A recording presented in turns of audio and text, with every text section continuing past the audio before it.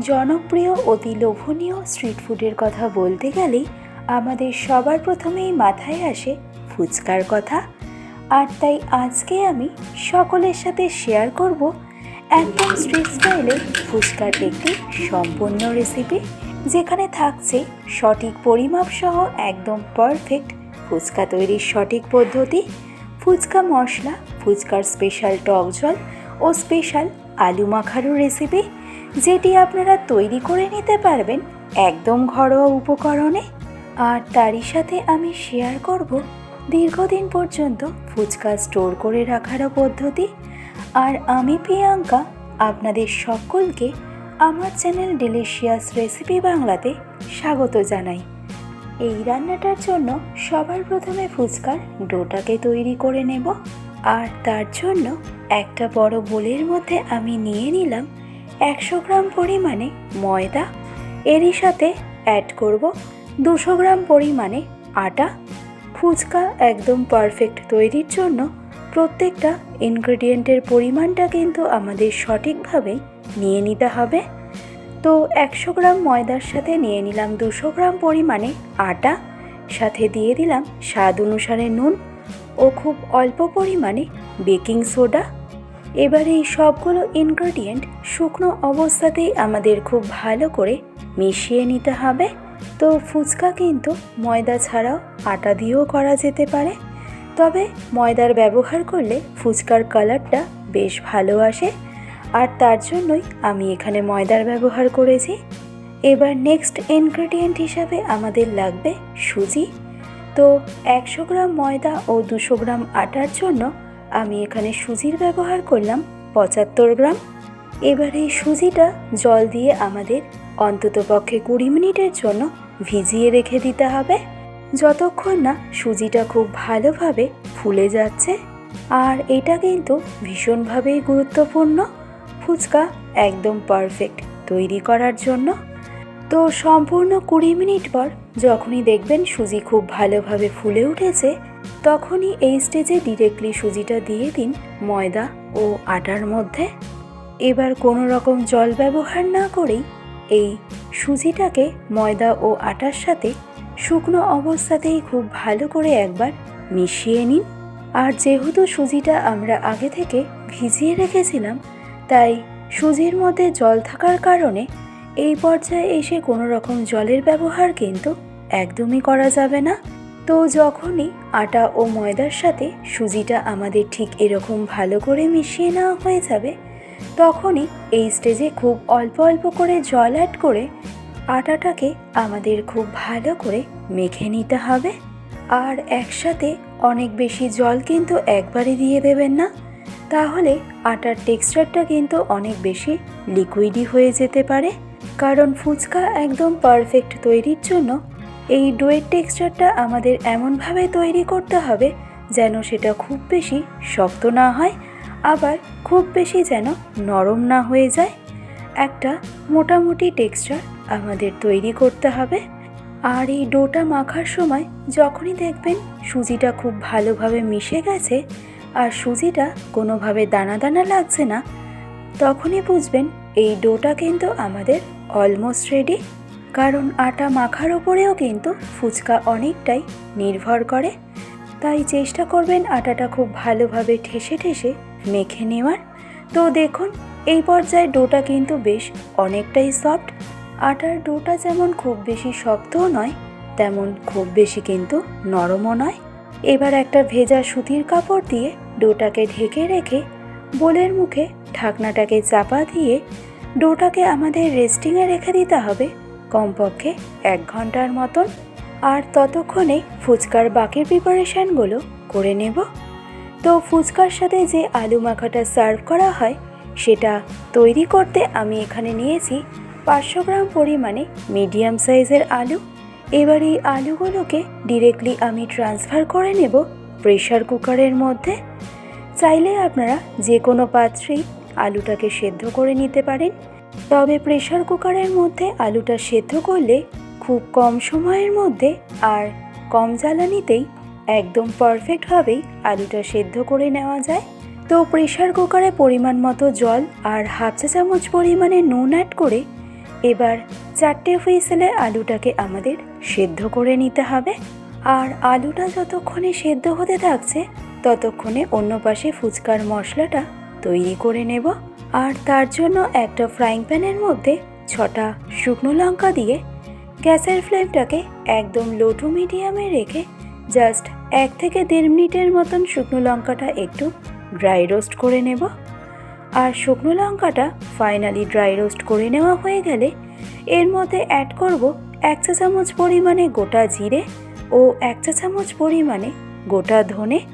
এবার লো ফ্লেমে মশলাগুলোকে আমাদের একটু রোস্ট করে নিতে হবে যতক্ষণ না মশলার থেকে একটা সুন্দর গন্ধ বেরোতে আরম্ভ করছে। আর এই মশলাগুলো রোস্ট করতে করতেই আমাদের সবশেষে এসে অ্যাড করতে হবে 2টো রেগুলার এলাচ। যেহেতু প্রত্যেকটা মশলার কুকিং টাইম সম্পূর্ণ আলাদা আলাদা, তাই মশলাগুলো কিন্তু আমাদের ঠিক এরকম আগে পরে করেই রোস্ট করে নিতে হবে। তো ফাইনালি মশলাগুলো রোস্ট করে নেওয়া হয়ে গেলে এবার এই মশলাগুলো ডিরেক্টলি ট্রান্সফার করে নিন একটা ডিশের মধ্যে। আর তারপর মশলাগুলো বেশ কিছুক্ষণ ঠান্ডা হতে দিন। আর মশলাগুলো ফাইনালি ঠান্ডা হয়ে গেলে মশলাগুলোকে একটা ব্লেন্ডিং জারের মধ্যে ট্রান্সফার করে নিয়ে তার মধ্যে অ্যাড করে নিন খুব অল্প পরিমাণে বিট নুন। আর তারপর ফাইনালি মশলাগুলোকে ঠিক এরকম পাউডার পেস্ট করে নিলেই ফুচকার জন্য আমাদের প্রয়োজনীয় মশলা কিন্তু একদম রেডি। এবার নেক্সট আমরা ফুচকার জন্য টক জলটা তৈরি করব। আর তার জন্য একটা বোলের মধ্যে 40 গ্রাম পরিমাণে তেঁতুল আগে থেকেই আমি ভিজিয়ে রেখেছিলাম, কারণ এতে তেঁতুলের থেকে পাল্পটা খুব সহজেই বের করে নেওয়া যায়। তো তেঁতুলটা জলের মধ্যে খুব ভালো করে রাব করে নেওয়ার পর এবার এই তেঁতুলের জলটাকে আমাদের খুব ভালো করে স্টেন করে নিতে হবে। তো ফুচকার টক জলের মধ্যে তেঁতুলের টকের পরিমাণটা কিন্তু আপনারা নিজেদের স্বাদ অনুসারে ব্যবহার করবেন, যে যেরকম টক পছন্দ করেন সেই অনুযায়ী। তো তেঁতুলের পাল্পটাকে খুব ভালো করে স্টেন করে নেওয়ার পরে দেখুন তেঁতুলের এই জলটা কিন্তু খুব সুন্দরভাবেই পরিষ্কার হয়েছে। তো এবারেই টক জলটা তৈরি করতে আমাদের নেক্সট ইনগ্রেডিয়েন্ট হিসাবে লাগবে ধনেপাতা, ঝালের জন্য পরিমাণ মতো কাঁচা লঙ্কা ও 1/2 ইঞ্চি পরিমাণে আদার স্লাইস। এবার এই 3টে ইনগ্রেডিয়েন্ট অর্থাৎ ধনেপাতা, কাঁচা লঙ্কা ও আদাটাকে একটা ব্লেন্ডিং জারের মধ্যে ট্রান্সফার করে নিয়ে এবার এই 3টে ইনগ্রেডিয়েন্টের থেকে একটা স্মুথ পেস্ট আমাদেরকে তৈরি করে নিতে হবে। আর ফাইনালি এই পেস্টটা তৈরি হয়ে গেলে এবার এই পেস্টটাকে ডিরেক্টলি ট্রান্সফার করে নিন তেঁতুল জলের মধ্যে। আর তারপর এর মধ্যে আমি অ্যাড করে নিলাম 1 লিটার পরিমাণে নর্মাল ওয়াটার। এরই সাথে আমি অ্যাড করব 1 চা চামচ পরিমাণে ফ্রেশলি চপ করে রাখা ধনেপাতা। ঝালের জন্য দিয়ে দিলাম পরিমাণ মতো ফ্রেশলি চপ করে রাখা কাঁচা লঙ্কা। সাথে দিয়ে দিচ্ছি 1/2 চা চামচ পরিমাণে চিলি ফ্লেক্স, 1/2 চা চামচ পরিমাণে চাট মশলা। নেক্সট অ্যাড করব 1/2 চা চামচ পরিমাণে রেগুলার সল্ট ও 1 চা চামচ পরিমাণে ব্ল্যাক সল্ট অথবা বিট নুন। নুনের পরিমাণটা কিন্তু অবশ্যই আপনারা নিজেদের স্বাদ অনুসারে ব্যবহার করবেন। নেক্সট অ্যাড করলাম 1 চা চামচ পরিমাণে আগে থেকে তৈরি করে রাখা ফুচকা মশলা। এবার এই সমস্ত উপকরণ একবার খুব ভালো করে আমাদেরকে মিশিয়ে নিতে হবে। আর তারপর এই স্টেজে এসে অ্যাড করতে হবে গন্ধরাজ লেবু পাতা। আর সবশেষে অ্যাড করব গন্ধরাজ লেবুর রস। তো ফুচকার টক জলের জন্য কিন্তু এই গন্ধরাজ লেবুর রস ভীষণভাবেই গুরুত্বপূর্ণ। এবার এই সমস্ত কিছু ফাইনালি একবার খুব ভালো করে মিশিয়ে নিলে ফুচকার জন্য আমাদের স্পেশাল টক জল কিন্তু একদম রেডি। এবার ফুচকার আলু মাখাটাকে তৈরি করব। তো প্রেসার কুকারে 4টে হুইসেলে আলুটাকে সেদ্ধ করে নেওয়ার পর আলুগুলোকে খুব ভালো করে ঠান্ডা করে নেওয়ার পর এবার এই আলুর থেকে খোসাটাকে আমাদের খুব ভালো করে ছাড়িয়ে পরিষ্কার করে নিতে হবে। আর ফাইনালি আলুর থেকে তার খোসাটাকে ছাড়িয়ে নেওয়া হয়ে গেলে এবার এই আলুগুলোকে খুব ভালো করে স্ম্যাশ করে নিন। আর তারপর এর মধ্যে একে একে অ্যাড করে নিন বেশ কিছু ইনগ্রেডিয়েন্ট, যেমন সবার প্রথমে আমি দিয়ে দিলাম তেঁতুলের টক জলটা। আলু মাখাতে তেঁতুলের এই টক জলটা কিন্তু মাস্ট। সাথে দিয়ে দিলাম অল্প পরিমাণে তেঁতুলের পাল্প। নেক্সট অ্যাড করব 1 চা চামচ পরিমাণে চিলি ফ্লেক্স। ঝালের জন্য দিয়ে দিলাম অল্প পরিমাণে কুচানো কাঁচা লঙ্কা। ঝালের পরিমাণটা অবশ্যই নিজেদের স্বাদ অনুসারে দেবেন। নেক্সট অ্যাড করলাম সেদ্ধ করে রাখা ছোলা মটর, অল্প পরিমাণে কুচানো ধনে পাতা, 1.5 চা চামচ পরিমাণে ফুচকা মশলা, 1/2 চা চামচ পরিমাণে চাট মশলা, স্বাদ অনুসারে নুন ও তারই সাথে দিয়ে দিচ্ছি অল্প পরিমাণে বিট নুন। আর সবশেষে দিয়ে দিলাম গন্ধরাজ লেবুর রস আর অল্প পরিমাণে আগে থেকে তৈরি করে রাখা ফুচকার টক জল। এবার এই সমস্ত উপকরণের সাথে আলুটাকে আমাদের খুব ভালো করে মেখে নিতে হবে।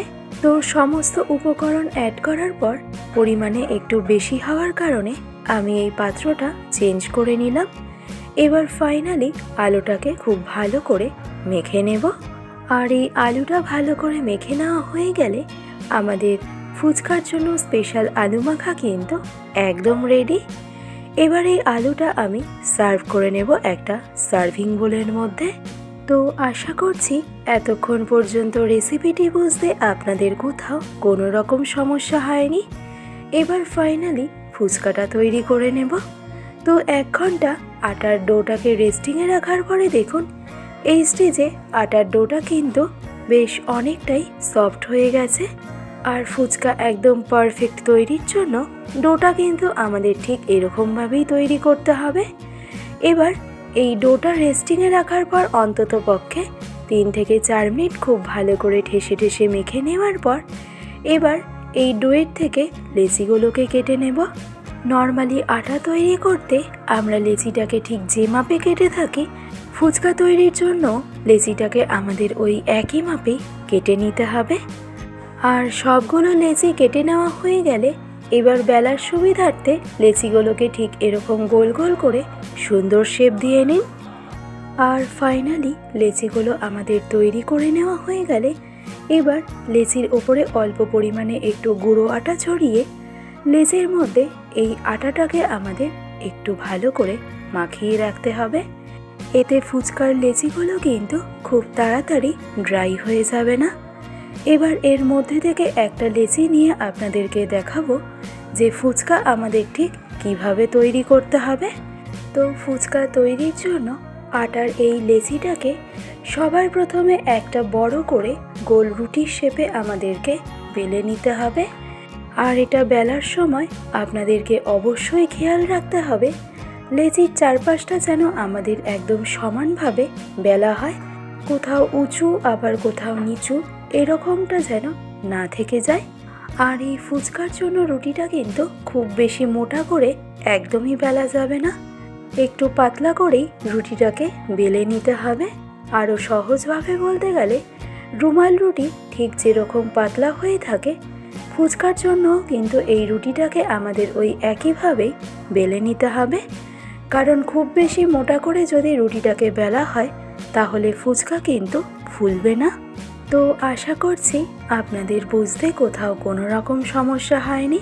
তো ফাইনালি দেখুন রুটিটা আমার বেলে নেওয়া হয়ে গেছে। এবার একটা ছোট সাইজের কৌটোর ঢাকনি দিয়ে ফুচকাগুলোকে আমি কেটে নেব।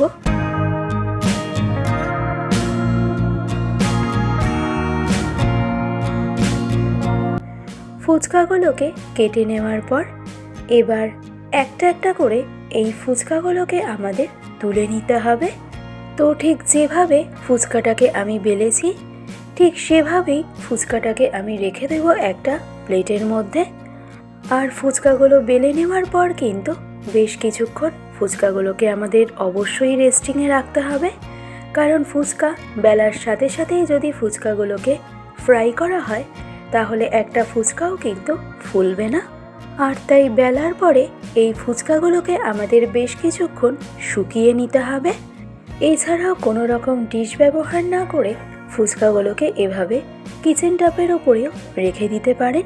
তো ফাইনালি ফুচকাগুলোকে বেলে নেওয়ার পর এবার এই ফুচকাগুলোকে আমি রেস্টিংয়ে রাখবো আধ ঘন্টার মতন, আর তারপর ফ্রাই করে নেব। তো ফ্রাই করার জন্য কড়াইতে আমি দিয়ে দিয়েছি বেশ অনেকটা পরিমাণে রিফাইন্ড অয়েল। এবার ঠিক যে ফুচকাগুলো আমরা আগে বেলেছিলাম ঠিক সেই ফুচকাগুলোকেই আমাদের আগে ফ্রাই করতে হবে। আর ফুচকাগুলো রাখার সময় ফুচকার যে দিকটা ওপরের দিকে ছিল সেই দিকটা ওপরে রেখেই কিন্তু তেলের মধ্যে ফুচকাগুলোকে আমাদের ছাড়তে হবে। তাহলে দেখবেন প্রত্যেকটা ফুচকাই কিন্তু একদম পারফেক্টভাবে ফুলে উঠবে। তো দেখুন তেলের মধ্যে দেওয়ার সাথে সাথেই কিন্তু ফুচকাগুলো খুব সুন্দরভাবেই ফুলে উঠছে। আর এই ফুচকাগুলো ফ্রাই করার সময় গ্যাসের ফ্লেমটাকে কিন্তু আমাদের অবশ্যই রাখতে হবে হাই ফ্লেমে। তাহলে দেখবেন প্রত্যেকটা ফুচকা কিন্তু একদম পারফেক্টভাবে ফুলে উঠবে। আর ফুচকাগুলো ফ্রাই করার সময় লো ফ্লেমে অথবা মিডিয়াম ফ্লেমে কিন্তু ফ্রাই করা একদমই যাবে না, তাহলে কিন্তু ফুচকাগুলো একদম পারফেক্ট ফুলবে না। তো এরকম ছোট ছোট টিপস ফলো করলে আশা করছি আপনারা রেসিপিটি খুব সহজেই বাড়িতেই তৈরি করে নিতে পারবেন। তৈরি হয়ে গেল আমাদের আজকের রেসিপি ফুচকা। এবার সেকেন্ড ব্যাচে আমি আরও কয়েকটা ফুচকা আপনাদেরকে ফ্রাই করে দেখিয়ে দিচ্ছি। আর ফুচকাগুলো তেলের মধ্যে দেওয়ার সময় অবশ্যই কড়াইয়ের স্পেস অনুযায়ী ফুচকাগুলোকে দেবেন, কারণ একসাথে অনেক বেশি যদি ফুচকা আপনারা ফ্রাই করেন তবে সেক্ষেত্রে ফুচকা কিন্তু খুব একটা ফোলে না। যদি সেটা ফোলেও তবে সেটা চুরমুর অথবা পাপড়ি চাটের মতনই হয়ে যায়। তো আশা করছি এই টিপসটা আপনাদের অবশ্যই কাজে আসবে। আর এই একইভাবে বাকি ফুচকাগুলোকেও আমি ফ্রাই করে নেব। আর সমস্ত ফুচকা ফ্রাই করে নেওয়ার পর এবার এই ফুচকাগুলোকে কিন্তু আমাদের সবার প্রথমে খুব ভালো করে ঠান্ডা করে নিতে হবে। তো এবার দেখে নিন যে ফুচকাগুলো আমার ঠিক কেমন তৈরি হয়েছে।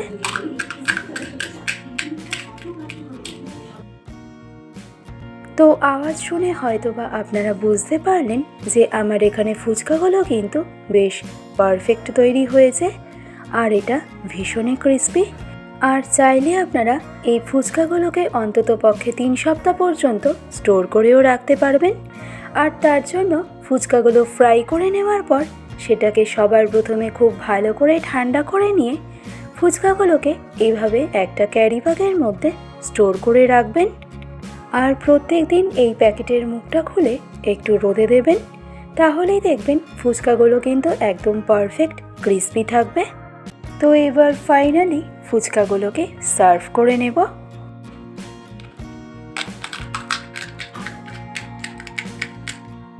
তো আমার আজকের এই ফুচকার সম্পূর্ণ রেসিপিটি যদি আপনাদের ভালো লেগে থাকে তাহলে রেসিপিটি অবশ্যই এইভাবে ট্রাই করে দেখবেন। আশা করছি আপনাদের সকলের ভীষণই ভালো লাগবে। আজকের ভিডিওটি তবে আমি এখানেই শেষ করছি। আবার চলে আসব অন্য কোনো এক রেসিপির আপডেট নিয়ে। ভালো থাকবেন, সুস্থ থাকবেন, ধন্যবাদ।